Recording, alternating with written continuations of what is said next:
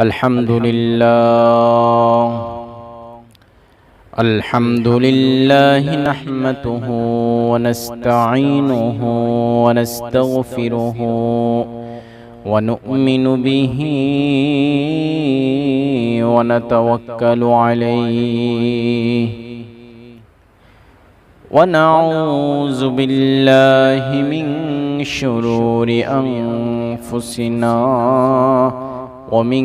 سيئات أعمالنا من يهد الله فلا مضل له ومن يضلله فلا هادي له ونشهد أن لا إله إلا الله وحده لا شريك له ونشهد أن سيدنا وسندنا وحبيبنا ومولانا محمدا عبد الله ورسوله أما بعد فقد قال الله تبارك وتعالى في كلامه المجيد وفي فرقان الحميد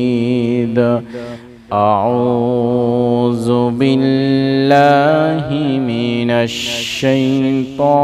الشيطان الرجيم بسم الله الرحمن الرحيم والعصر إن الإنسان لفي خسر صدق الله العظيم وقال النبي صلى الله عليه وسلم كلكم راع وكلكم مسؤول عن رعيته إلى آخر الحديث أو كما قال عليه الصلاة والسلام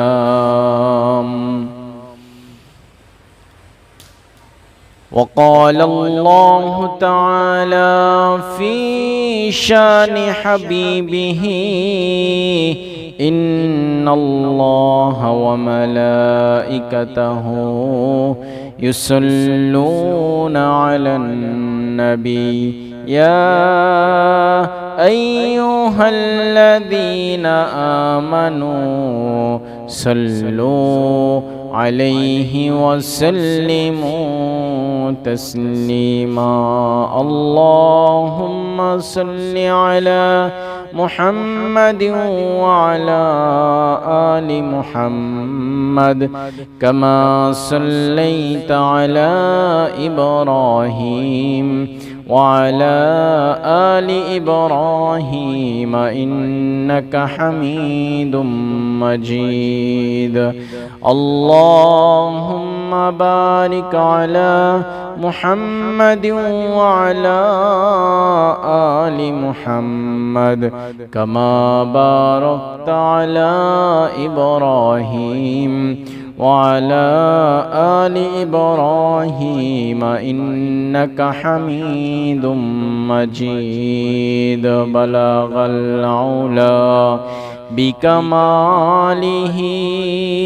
كشف الدجى بجماله حسنت جميع خصاله صلوا عليه وآله بلغ العلا بكماله كشف الدجى بجماله حسنت جميع خصاله صلوا عليه وآله আলহামদুলিল্লাহ। বিশ্ব জগতের বিশ্ব প্রতিপালকের বিশ্ব দরবারে কালিমাতুর শুকুর আদায় করি যে মহান রব্বুল আলামিন আমাকে আপনাকে সুস্থ রেখে দুনিয়ার সমস্ত বালা মুসিবত থেকে হেফাজত করে পৃথিবীর শ্রেষ্ঠতম ঘর, পৃথিবীর শ্রেষ্ঠতম ইবাদত নামাজ,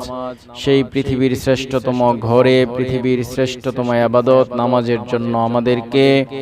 যে আরশের মালিক আসার বসার কথা বলার ইবাদত করার জন্য তৌফিক দান করেছেন,